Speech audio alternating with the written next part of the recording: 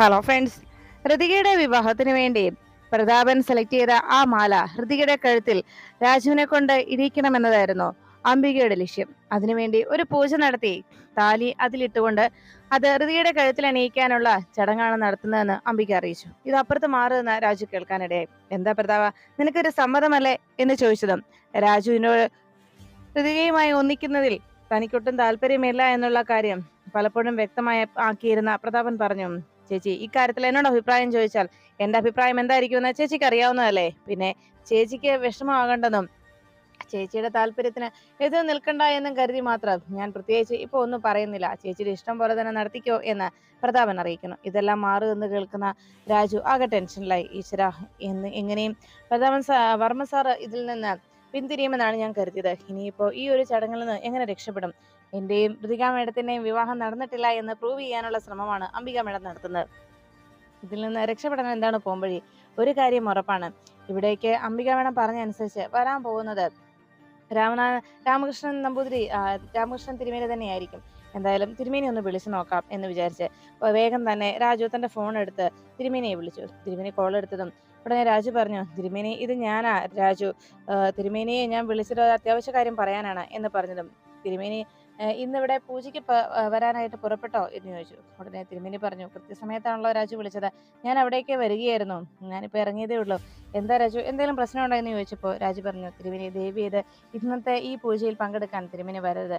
ഞാൻ തിരുമേനിയുടെ കാര്യങ്ങൾ എന്താണെന്ന് അവിടെ ഇന്ന് തന്നെ വന്ന് അറിയിക്കാം. തൽക്കാലം തിരുമേനി ഇന്ന് ഇങ്ങനെ ഒരു ചടങ്ങ് നടത്തരുത്, അത് തെറ്റാണ് എന്ന് പറഞ്ഞു. അത് കേട്ടതും ഉടനെ തിരുമേനി ചോദിച്ചു, രാജു ഇങ്ങനെയൊക്കെ പറയുമ്പോ എന്നാ ശരി, ഞാൻ വരുന്നില്ല, മറ്റെന്തെങ്കിലും ഒഴികഴിവ് പറഞ്ഞ് ഞാൻ മാറിക്കൊള്ളാം എന്ന് തിരുമേനി അറിയിച്ചു. ഇന്ന് അങ്ങനെ ഒരു നല്ല ദിവസമല്ല എന്ന് പറയണമെന്ന് രാജുവിന്റെ ആവശ്യം അംഗീകരിച്ചുകൊണ്ട് അദ്ദേഹം അതിന് സമ്മതം മൂളി. അപ്പോഴേക്കും രാജു അദ്ദേഹത്തെ വിളിച്ച് കൺവിൻസ് ചെയ്തതിന്റെ സന്തോഷത്തിൽ രാജു വേഗം അകത്തേക്ക് കയറി പോകുമ്പോൾ രാജുവിന്റെ അരികിലേക്ക് ഋതിക എത്തി.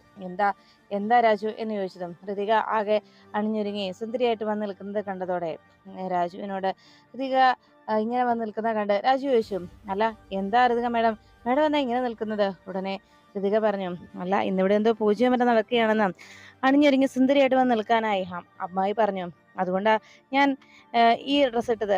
അല്ല എന്താ രാജു, എന്താ കാര്യം എന്ന് ചോദിച്ചപ്പോ രാജു പറഞ്ഞു, അതെ ഇന്നിവിടെ നടക്കാൻ പോകുന്ന പൂജ എന്താണെന്നറിയോ? നമ്മൾ തമ്മിൽ വിവാഹിതരായിട്ടില്ല എന്നുള്ള കാര്യം അത് വർമ്മ സാറിന് മുന്നിൽ പ്രൂവ് ചെയ്യിക്കുന്നതിന് വേണ്ടി അംബിക മേഡം നടത്തുന്ന വലിയൊരു കെണിയാണ്. എന്തായാലും ആ കെണിയിൽ നമ്മൾ അകപ്പെടാതിരിക്കാൻ വേണ്ടിയാണ് ഞാനിപ്പോ ഒരു ശ്രമം നടത്തിയത്. എന്തായാലും ആ കെണിയിൽ നിന്ന് തൽക്കാലം നമ്മൾ രക്ഷപ്പെടും. എന്നെ കൊണ്ട് വീണ്ടും ഋതിക മേഡത്തിന്റെ കഴുത്തിൽ താലി ചാർത്തിക്കാനുള്ള ശ്രമമാണ് എന്ന് പറഞ്ഞു. അത് കേട്ടതും ഋതിക ചോദിച്ചു, അയ്യോ രാജു, അങ്ങനെ സംഭവിച്ചു കഴിഞ്ഞാൽ രാജുവിന്റെ യഥാർത്ഥ ഭാര്യയായി മാറില്ല ഞാൻ എന്ന് ചോദിച്ചതും രാജു പറഞ്ഞു, അതെ മേഡം, അങ്ങനെ സംഭവിക്കും, അതുകൊണ്ട് ഞാൻ അതിന് തയ്യാറാവില്ല. ഞാൻ അങ്ങനെ ചെയ്യുന്ന സാറിന് മേഡത്തിന് തോന്നുന്നുണ്ടോ എന്ന് ചോദിച്ചു. ഉടനെ ഋതിക പറഞ്ഞു, ഇല്ല, രാജു എന്തെങ്കിലും പോംവഴി കാണുമല്ലോ അല്ലേ എന്ന് ചോദിച്ചതും രാജു പറഞ്ഞു, മേഡം ഇന്ന് ഇവിടേക്ക് വരാമെന്ന് പറഞ്ഞ് രാമകൃഷ്ണൻ തിരുമേനി ഞാൻ വിളിച്ചു. തിരുമേനി ഇവിടേക്ക് വരില്ലെന്ന് എനിക്ക് ഉറപ്പ് വന്നിട്ടുണ്ട്, അതുകൊണ്ട് ഇത് ഇന്ന് നടപ്പിലാവില്ല എന്ന് സമാധാനത്തോടെ നമുക്ക് നിൽക്കാമെന്ന് പറഞ്ഞു.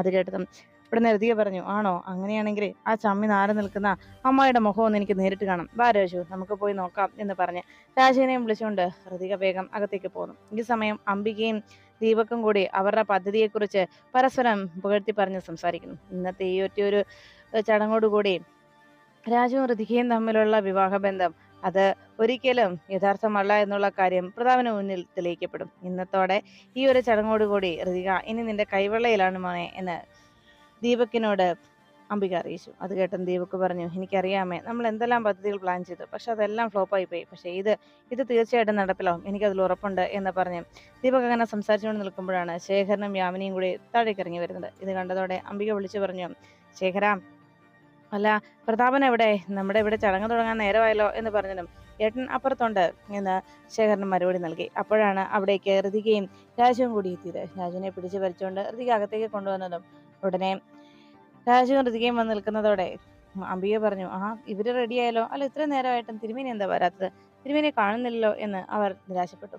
ഉടനെ ഫോണും കിട്ടുന്നില്ലല്ലോ, ഫോൺ സ്വിച്ച് ഓഫ് എന്നാണല്ലോ പറയുന്നത് എന്ന് പറഞ്ഞതും രാജു വലിയ സന്തോഷത്തിലായി. ഉടനെ അംബിക പറഞ്ഞു, എടാ ദീപക്കെ, നീ ഒന്ന് ചെന്ന് നോക്കിക്കേ, എന്താ തിരുമേനി വരാത്തതെന്ന്, നീ വേഗം ചെന്ന് അന്വേഷിച്ചിട്ട് വാ എന്ന് പറഞ്ഞ് ദീപക്കിനെ പറഞ്ഞയക്കാൻ ഒരുങ്ങി. ഉടനെ രാജു പറഞ്ഞു, അയ്യോ വേണ്ട, ഞാൻ പോയിട്ട് വരാം എന്ന് പറഞ്ഞ് രാജു പോകാൻ തുടങ്ങുമ്പോഴേക്കും ദീപക് പറഞ്ഞു വേണ്ട, ഞാൻ തന്നെ പൊയ്ക്കോളാം. അങ്ങനെ ദീപക് പോണോ രാജു പോണോ എന്ന് അവർ തർക്കം നടത്തിക്കൊണ്ടിരിക്കുമ്പോഴാണ് വാതുക്കലേക്ക് രാമകൃഷ്ണൻ തിരുമേനി എത്തിയത്.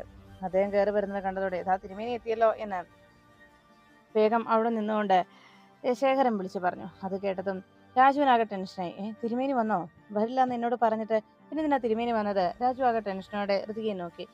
എന്തായാലും ഇന്ന് തിരുമേനി വരില്ല എന്ന ആശ്വാസത്തിൽ നിന്നിരുന്ന രാജുവിന് വലിയൊരു തിരിച്ചടി കിട്ടിയതുപോലെ ഇതിനിടയിൽ എന്ത് സംഭവിച്ചു എന്ന ആശങ്കയായിരുന്നു രാജുവിന്റെ മനസ്സിൽ. ഞാൻ തിരുമേനിയോട് വരരുതെന്ന് പറഞ്ഞിട്ട് പിന്നെ എന്തിനായിരിക്കും തിരുമേനി വന്നതെന്നോർത്ത് രാജു ആകെ ആശങ്കപ്പെടുമ്പോൾ ഋതിക രാജുവിനെ നോക്കി പുഞ്ചിരിച്ചു. അതിനുശേഷം ഋതിക ആലോചിച്ചു, രാജു തിരുമേനിയെ വിളിച്ച് പറയുന്നത് അപ്പുറത്ത് മാറി നിന്നിരുന്ന ഋതിക ശ്രദ്ധിച്ചു. അതുകൊണ്ട് തിരുമേനി വരില്ലെന്ന് ഉറപ്പ് നൽകി കഴിഞ്ഞതും അദ്ദേഹം തിരികെ വീട്ടിലേക്ക് നടക്കാനൊരുങ്ങിയപ്പോൾ തൊട്ടു പിന്നാലെ ഋതിക തിരുമേനിയെ വിളിച്ചു. തിരുമേനി കോളെടുത്തതും ഞാൻ ഋതികയാണെന്നും ഋതികാപരമയാണ് ഇന്ന് ഇവിടെ നടക്കുന്ന ചടങ്ങിൽ പങ്കെടുക്കാൻ തിരുമേനിയല്ലേ വരുന്നത് പൂജ നടത്താനായിട്ട്. ഇപ്പോൾ തിരുമേനിയെ വിളിച്ചത് എൻ്റെ ഭർത്താവ് രാജു അല്ല, മറിച്ച് ദീപക്കാണ്. ഈ ചടങ്ങ് നടക്കാതിരിക്കാനായിട്ട് ദീപക്ക് മനഃപൂർവ്വം ചെയ്യുന്ന കാര്യങ്ങളാണ്. അതുകൊണ്ട് തിരുമേനി തീർച്ചയായിട്ടും എത്തണം എന്നറിയിച്ചു. അത് കേട്ടതോടെ തിരുമേനി പറഞ്ഞു, അങ്ങനെയാണോ മാഡം? ഞാൻ ഉറപ്പായിട്ടും വരും. മാഡം ഒന്നുകൊണ്ടും ടെൻഷൻ ആവണ്ട എന്ന് പറഞ്ഞ് തിരുമേനി വരാമെന്ന് വാക്ക് നൽകി. അങ്ങനെ ഈ ചടങ്ങിൽ പങ്കെടുക്കാൻ തിരുമേനി എത്താനുള്ള കാരണം താനാണെന്ന ഒരു സ്വകാര്യ അഹങ്കാരം മനസ്സിലൊളിപ്പിച്ച് ഋതിക രാജുവിനെ നോക്കുന്നു. അങ്ങനെ പൂജയെല്ലാം നടത്തി. അതിനുശേഷം മാലയിൽ ആ താലി കോർക്കുന്നതിന് വേണ്ടി ഋതിക തന്റെ കഴുത്തിൽ കിടന്ന താലി യാമിനി മേഡത്തിന് തിരികെ നൽകുന്നു. യാമിനി അത് അംബികയുടെ കയ്യിലേക്ക് കൊടുത്തതും അംബിക അത് പൂജാരിയെ ഏൽപ്പിച്ചു.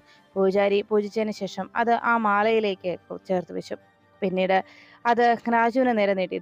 ഇത് ഇനി പെൺകുട്ടിയുടെ കഴുത്തിൽ അണിയിച്ചോളൂ എന്ന് പറഞ്ഞതും രാജു ആ മാല കയ്യിലേക്ക് വാങ്ങിച്ച് അതുമായിട്ട് ഋതികരികിലേക്ക് പോയി. മാലയും കയ്യിൽ പിടിച്ച് രാജു ഋതികയെ അങ്ങനെ നോക്കുമ്പോൾ ഋതിക അവിടെ നിന്ന് മനസ്സിൽ പറഞ്ഞു, രാജു അത് എത്രയും വേഗം എൻ്റെ കഴുത്തിലിട്ടതാ എന്ന്. ഋതിക മേഡം അങ്ങനെ മനസ്സിൽ ചിന്തിക്കുമ്പോൾ രാജു അത് ഇടുമോ ഇല്ലയോ എന്ന ആശങ്കയിലായിരുന്നു ദീപക്കും അംബികയും. ഒരിക്കലും അങ്ങനെ ഒരു ചടങ്ങ് നടക്കില്ല എന്ന അഹങ്കാരത്തിൽ അങ്ങനെ അംബിക നോക്കി വെക്കുമ്പോൾ രാജു പെട്ടെന്ന് അവല്ലാത്ത ടെൻഷനിലായി. പരമസാറിനോട് തുറന്നു പറഞ്ഞാലോ, ഞാൻ ഈ മാല മേഡത്തിന്റെ കഴുത്തിലിട്ട് കഴിഞ്ഞാൽ അതോടെ എല്ലാം അവസാനിക്കും. അതുകൊണ്ട് ഇനി എത്രയും വേഗം വർമ്മസാറിനോട് സത്യങ്ങൾ തുറന്നു പറയാം, ഇതല്ലാതെ വേറെ പോംവഴിയില്ല എന്ന് രാജു ചിന്തിച്ചു. രാജു പറഞ്ഞു, വർമ്മസാർ എനിക്കൊരു കാര്യം സാറിനോട് പറയാനുണ്ട്. അത് കേട്ടതും ഉടനെ വർമ്മ പറഞ്ഞു, എനിക്ക് നിന്റെ ഇത്തരം കുട്ടികളികൾക്ക് നിൽക്കാൻ നേരമൊന്നുമില്ല. ഞാനിപ്പോൾ നിന്ന് തന്നെ എൻ്റെ ചേച്ചി പറഞ്ഞിട്ടാണ്, ചേച്ചിയുടെ സന്തോഷത്തിന് വേണ്ടി മാത്രം.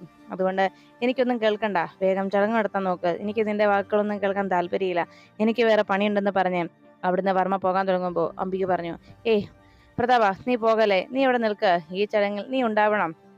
എന്തായാലും രാജുവിന് പറയാനുള്ളതാണെന്ന് എന്താണെന്ന് നമുക്കൊന്ന് കേൾക്കാം എന്ന് പറഞ്ഞു. പെട്ടെന്ന് അവിടെ നിന്ന് തിരുമേനി വിളിച്ചു പറഞ്ഞു, അതെ, മുഹൂർത്തം കഴിയാറായി, എത്രയും വേഗം ചടങ്ങ് നടത്തണം. ഉടനെ തന്നെ രാജു വീണ്ടും വർമ്മയുടെ അരികിലേക്ക് ഇരുന്നു. വർമ്മ സാർ എനിക്ക് പറയാനുള്ളത് എന്ന് പറഞ്ഞ് ഇങ്ങനെ നിൽക്കുമ്പം, എടാ നിനക്ക് എന്താടാ പറയാനുള്ളത് എന്ന് ചോദിച്ച്, ഇനി പറച്ചിലൊക്കെ പിന്നീടാട്ടെ, നീ വേഗം പോയി ഈ മാല കഴുത്തിലിടാൻ നോക്ക് എന്ന് പറഞ്ഞ് രാജുവിനെ തള്ളി അങ്ങ് മാറ്റിയതും രാജു വേഗം തന്റെ ബാലൻസ് തെറ്റി നേരെ ചെന്ന് ഋതിക മേഡത്തിന്റെ കഴുത്തിൽ തന്നെ ആ മാല കൃത്യമായിരുന്നു. രാജു അറിയാതെ തന്നെ രാജുവിന്റെ കൈകൊണ്ട് ആ മാല ഋതികയുടെ കഴുത്തിൽ വീണു. ആ കാഴ്ച കണ്ടതോടെ അംബികയും ദീപക്കും ആകഞ്ഞെത്തി. യാമിനിയും ശേഖരനും ആ കാഴ്ച കണ്ട് സന്തോഷിച്ചു. പ്രതാപനും അങ്ങനെ ഒരു കാഴ്ച കണ്ടതിൽ പ്രത്യേകിച്ച് യാതൊരു ഭാവവ്യത്യാസമില്ലാതെ പ്രതാപൻ അങ്ങനെ എന്താ സംഭവിച്ചതെന്നറിയാതെ ആകെ ഞെട്ടലിൽ അങ്ങനെ രാജു നിൽക്കുമ്പോഴേക്കും ഉടനെ പ്രതാപൻ ചോദിച്ചു, എന്താ നിനക്ക് പറയാനുള്ളത്, ഇനി നീ പറ എന്ന് പറഞ്ഞതും രാജു പറഞ്ഞു, അത് പിന്നെ എനിക്കൊന്നും പറയാനില്ല സർ എന്ന് പറയുന്നത് കേട്ട്, നിനക്ക് മുഴു ഭ്രാന്ത എന്ന് പറഞ്ഞ് ദേഷ്യപ്പെട്ടുകൊണ്ട് ബ്ലഡി ഫൂൾ എന്ന് വിളിച്ച് രാജുവിനോട് ദേഷ്യപ്പെട്ട് പ്രതാപൻ നേരെ മുകളിലേക്ക് കയറിപ്പോയി. ഋതിക വളരെ സന്തോഷത്തോടെ രാജുവിനെ നോക്കുമ്പോൾ രാജു ഋതികയുടെ ആ നോട്ടത്തിൽ ഒരു വല്ലാത്തൊരു ഭാവ മാറ്റം, അതും താൻ ഒട്ടും അറിയാതെ അല്ലെങ്കിൽ ചിന്തിക്കാതെ ഒരു അബദ്ധം സംഭവിച്ചതിന്റെ ടെൻഷനായിരുന്നു രാജുവിന്റെ മനസ്സിൽ. ഇതേ സമയം നല്ല മയക്കത്തിലായിരുന്ന പത്മാവതിയുടെ ഉള്ളിലേക്ക് ആ ഒരു ദൃശ്യം വീണ്ടും വീണ്ടും കടന്നു വരുന്നു. തൻ്റെ മകൾ ഋതികയുടെ വിവാഹം നടക്കുന്ന ആ ചടങ്ങ് അത് വീണ്ടും വീണ്ടും മനസ്സിലേക്ക് ഓടിയെത്തുകയും ആ കാഴ്ച കണ്ടുകൊണ്ട് പെട്ടെന്ന് ചാടി എഴുന്നേൽക്കുകയാണ്. അയ്യോ, എൻ്റെ മോളുടെ വിവാഹം കഴിഞ്ഞു, ആ അംബികേച്ചിയുടെ മകനുമായിട്ടുള്ള എൻ്റെ മോളുടെ വിവാഹം കഴിഞ്ഞു എന്ന് പറഞ്ഞ് ഭയന്ന് വിറച്ച് ചാടി എഴുന്നേറ്റു. അല്ല, ഞാനിത് എവിടെയാണ് എന്നൊക്കെ ചുറ്റുപാട് നോക്കി. അപ്പോഴേക്കും അവിടുത്തെ ജോലിക്കാരിയായ ഗീത ഓടിയെത്തി. മേഡം ഇവിടെ കിടക്കും മേഡം എന്ന് പറഞ്ഞതും, അയ്യോ എൻ്റെ തലയ്ക്ക് വല്ലാത്ത വേദന, എനിക്ക് എന്താ സംഭവിച്ചത്, അല്ല ഇന്ന് എൻ്റെ മോളുടെ വിവാഹമല്ലേ, അവളുടെ വിവാഹം കഴിഞ്ഞോ എന്നൊക്കെ ചോദിച്ചു. ഉടനെ ഗീത പറഞ്ഞു, മേഡം ഇവിടെ കിടക്ക്, ഞാൻ എല്ലാം പറയാം. മേഡത്തിന് ഒരു ആക്സിഡന്റ് സംഭവിച്ചു. രണ്ടാഴ്ചയായി മേഡത്തിന് ആക്സിഡന്റ് ഉണ്ടായിട്ട്. ഇപ്പോഴാണ് മേഡത്തിന് ബോധം തിരികെ വന്നിരിക്കുന്നത്. ഡോക്ടർ മേഡത്തിന്റെ ഒപ്പം എപ്പോഴും നിൽക്കണമെന്ന് പറഞ്ഞതുകൊണ്ട് ഋതിക മേഡത്തിനെ കുറിച്ച് കൂടുതലൊന്നും എനിക്കറിയാൻ കഴിഞ്ഞില്ല. കുഞ്ഞിനെ കുറിച്ച് ഞാൻ കൂടുതൽ അന്വേഷിച്ചില്ല മേഡം എന്നറിയിച്ചു. അതോടെ പത്മാവതിക്കാകെ ടെൻഷനായി. അപ്പോൾ എൻ്റെ മോളുടെ വിവാഹം കഴിഞ്ഞോ? എൻ്റെ മോളുടെ ജീവിതം തകർന്നോ? ആ അംബിക ചേച്ചിയുടെ ആ വൃത്തികെട്ട മകനുമായിട്ടാണോ എൻ്റെ മോളുടെ വിവാഹം നടന്നതെന്ന് ചോദിച്ച് സങ്കടപ്പെടുന്നു. അപ്പോഴേക്കും ഗീത പറഞ്ഞു, മേഡം മേഡം സമാധാനപ്പെട്. ദാ ഈ മരുന്ന് കഴിക്കുക. ഞാൻ എന്തായാലും ഉടനെ തന്നെ ഡോക്ടറെ ഒന്ന് വിളിച്ചു പറയട്ടെ. മേഡത്തിന് ബോധം തെളിഞ്ഞ് ആ നിമിഷം ഡോക്ടറെ വിവരം അറിയിക്കണമെന്നാണ് പറഞ്ഞിരിക്കുന്നത് എന്ന് പറഞ്ഞ് വേഗം ഗീത ഡോക്ടറെ വിളിച്ചു. എന്നിട്ട് ഡോക്ടർ പറഞ്ഞ അനുസരിച്ച് ആ മരുന്ന് പത്മാവതിക്ക് നൽകുന്നു. ഇതേ സമയം പ്രതാപന്റെ വീട്ടിലായിരുന്ന അംബികയും ദീപക്കും പരസ്പരം വല്ലാത്ത ടെൻഷൻ പങ്കുവച്ചു. ഇങ്ങനെ ഒരു ചടങ്ങ് നടക്കുമെന്ന് ഞാൻ ഒരിക്കലും കരുതിയില്ല. ഇത്രയും നാളും അവളുടെ കഴുത്തിൽ ആരും കാണാതെ അവൻ താലി ചാർത്തിയിട്ടില്ല എന്നത് നമ്മൾ പ്രൂവ് ചെയ്യിക്കാനായി ശ്രമിച്ചതാണ്. എന്നാൽ ഇന്ന് ഇവിടെ ഉണ്ടായിരുന്ന എല്ലാ ആളുകളുടെയും മുന്നിൽ വെച്ച് അവളുടെ കഴുത്തിൽ താലിയിട്ടിരിക്കുന്നു. ഇനിയിപ്പോൾ എന്ത് ചെയ്യാൻ കഴിയും എന്ന് ചോദിച്ച് അംബികയും മകനും ആകെ ടെൻഷൻ അടിച്ചു നിൽക്കുമ്പോൾ രാജുവും ഋതികയും കൂടി തിരികെ വീട്ടിലേക്ക് പോകാനായി ബാഗുമെല്ലാമായിട്ട് പുറത്തേക്ക് ഇറങ്ങി. അപ്പോഴേക്കും യാമിനിയും ശേഖരനും അവർ അരികിലേക്ക് എത്തി. അപ്പോൾ നിങ്ങൾ രണ്ടുപേരും ഇറങ്ങുകയാണല്ലേ? അല്ല, ഇനിയിപ്പോ ഇലക്ഷന്റെ കാര്യങ്ങൾക്കൊക്കെ രാജുവും പഴയതുപോലെ തന്നെ ഏട്ടന്റെ എല്ലാ കാര്യത്തിനും ഒപ്പം ഉണ്ടാകുമെന്നാണ് എൻ്റെ പ്രതീക്ഷ. അന്ന് രാജുവാണ് എല്ലാം നോക്കിയിരുന്നെങ്കിൽ ഒന്നും എനിക്ക് പേടിക്കേണ്ടിയിരുന്നില്ല. പക്ഷേ ഇന്നത്തെ ഈ ഒരു അവസ്ഥയിൽ എന്താണ് സംഭവിക്കുക എന്നറിയില്ലല്ലോ എന്ന് വിഷമത്തോടെ ശേഖർ അറിയിച്ചു. അപ്പോഴേക്കും യാമിനി പറഞ്ഞു, അതെ ശേഖരേട്ടാ, നമുക്ക് ഇവരൊരു ഹണിമൂണിന് പറഞ്ഞയക്കണ്ടേ? അത് കേട്ടതും ശേഖരൻ പറഞ്ഞു, ഓ അത് ശരിയാണല്ലോ, ഇവരുടെ വിവാഹം കഴിഞ്ഞിട്ട് അങ്ങനെ ഒരു യാത്ര ഇവർക്ക് ഇവരെ പറഞ്ഞയച്ചില്ലല്ലോ. അങ്ങനെ ഒരു യാത്ര അത് വേണ്ടതാണല്ലോ എന്ന് പറഞ്ഞതും രാജു പറഞ്ഞു, അയ്യോ അത് വേണ്ട സാർ, അത് ശരിയാവില്ല എന്ന് പറഞ്ഞു. എന്ത് ശരിയാവാൻ? ഇപ്പോ നമ്മുടെ ജീവിതത്തിൽ പല പ്രശ്നങ്ങളും ഉണ്ടാവും. അതെല്ലാം തീർന്നിട്ട് നമുക്ക് സന്തോഷിക്കാമെന്ന് കരുതിയാൽ നടക്കില്ല. അതുകൊണ്ട് ഇങ്ങനെ ഓരോ അവസരങ്ങൾ വരുമ്പോൾ അത് പ്രയോജനപ്പെടണം. അപ്പോഴേക്കും രാജു പറഞ്ഞു, അതല്ല സാർ, ഇപ്പോ ഞങ്ങളുടെ വിവാഹം കാരണം ശ്രീകുട്ടിയുടെ വിവാഹം കൂടിയാണ് മുടങ്ങിയത്. ആ ഒരു സാഹചര്യത്തിൽ ഞങ്ങൾ ഇങ്ങനെ ഒരു യാത്ര പുറപ്പെടുന്നു പറഞ്ഞാൽ അത് ശരിയാവില്ല എന്ന് പറഞ്ഞപ്പോൾ യാമിനി പറഞ്ഞു, ശരിയാണ് ശേഖരേട്ടാ, അതും ശരിയായിട്ടുള്ള കാര്യമാണ്. എന്തായാലും എല്ലാത്തിനും നമുക്ക് പിന്നീട് ഒരു അവസരം ഉണ്ടാക്കിയെടുക്കാം. ഇനിയിപ്പോൾ ഇലക്ഷൻ കഴിയട്ടെ എന്ന് പറഞ്ഞു. എന്നാൽ ഞങ്ങൾ ഇറങ്ങട്ടെ എന്ന് ചോദിച്ചപ്പോൾ യാമിനി അരികിലേക്ക് വന്ന് ഋതികയോട് ചോദിച്ചു, അല്ല ഇനി ചെറിയമ്മയ്ക്ക് എങ്ങനെയാ മോളെ കാണാൻ കഴിയുക? അപ്പോഴേക്കും ഋതിക പറഞ്ഞു, എന്നെ കാണാൻ തോന്നുമ്പോൾ നേരെ രാജുവിന്റെ വീട്ടിലേക്ക് ചെറിയമ്മയ്ക്ക് വരാമല്ലോ എന്ന് പറഞ്ഞു. എന്നാൽ ശരി മക്കളെ, നിങ്ങൾ ഇറങ്ങിക്കോ എന്ന് പറഞ്ഞ് യാമിനിയും ശേഖറും ഋതികയെയും രാജുവിനെയും യാത്ര അയക്കണം. അംബികയും ദീപക്കും ഇനി ഇവർക്കിട്ട് എന്താ പണി കൊടുക്കുക എന്ന് തലപുകഞ്ഞ് ആലോചിച്ച് നിൽക്കുന്നു.